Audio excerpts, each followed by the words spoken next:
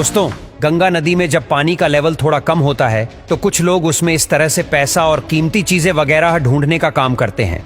कुछ लोग रस्सी में चुंबक बांधकर चुंबक को मिट्टी में घसीटते हैं और मिट्टी में जो भी पैसे के सिक्के होते हैं वह चिपक जाते हैं। दूसरी तरफ कुछ लोग पैसे ढूंढने के लिए इस तरह की छलनी का भी इस्तेमाल करते हैं और जैसे इसको पानी से धोते हैं तो मिट्टी बह जाती है, लेकिन इसमें मौजूद सिक्के कीमती सामान रह जाता है। कुछ लोग तो कीमती सामान देखने पर अपनी जान को जोखिम में डालकर पानी में कूद जाते हैं और ऐसा भी करते हैं जब इनको कोई जरूरी सामान दिखाई देता है और जब इसको खोलते तो 500 रुपए का नोट भी निकल जाता है। दरअसल में ये पैसे यहाँ आने वाले श्रद्धालु के होते हैं जो गंगा नदी में चढ़ाते हैं। और दोस्तों, इस वॉस्प को या मक्खी को जैसे ही कोई मासूम लेडीबग दिखाई देती है तो यह तुरंत उसके अंदर अपना हथियार घुसाकर एक अंडा और एक वायरस उसकी बॉडी में छोड़ देती है, जिसके बाद लेडीबग की बॉडी में अंडा पलने लगता है और उससे निकलने वाला लार्वा लेडीबग को अंदर से चूस चूस कर बड़ा होता जाता है और लगभग 21 दिनों के बाद लेडीबग के पीछे से बाहर निकल आता है,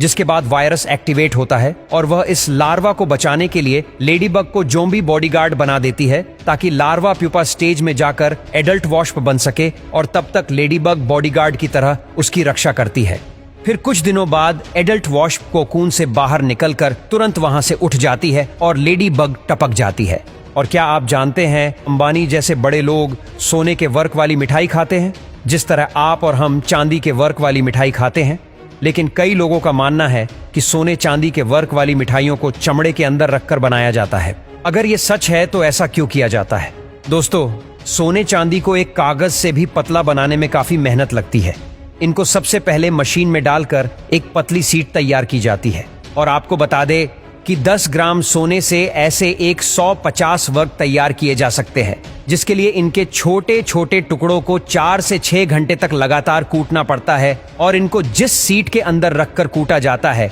जो अंदर बाहर सभी जगह से चमड़े से बनी होती है। ऐसा इसलिए किया जाता है क्योंकि कागज या प्लास्टिक जैसी चीज को 6 घंटे तक हथौड़े से कूटा जाएगा तो वो फट जाएंगे, लेकिन चमड़े को सालों तक इस तरह कूटने से ये खराब नहीं होता है। और क्या आप जानते हो कि इन पत्थर की सिग्मा स्टैचू का सिर्फ सिर ही नहीं है बल्कि पूरी बॉडी भी है जो जमीन में दब चुकी है। तो दोस्तों, ईस्टर आइलैंड पर बने यह स्टैचू कई 100 साल पहले बनाए गए थे, जिनकी बॉडी भी हुआ करती थी, लेकिन वक्त के साथ पृथ्वी में बदलाव होते गए और बॉडी जमीन में दफन हो गई और सिर बच गया। फिर 2010 में आर्कियोलॉजिस्ट ने खुदाई करके इनका पूरा शरीर दुनिया को दिखाया और बताया कि सिग्मा स्टैचू, जिसका यूज आजकल शोपीस में बहुत होता है, उन्हें इस तरह रस्सी से हिला हिलाकर मूव करके आइलैंड के कोने कोने पर सजाया गया था।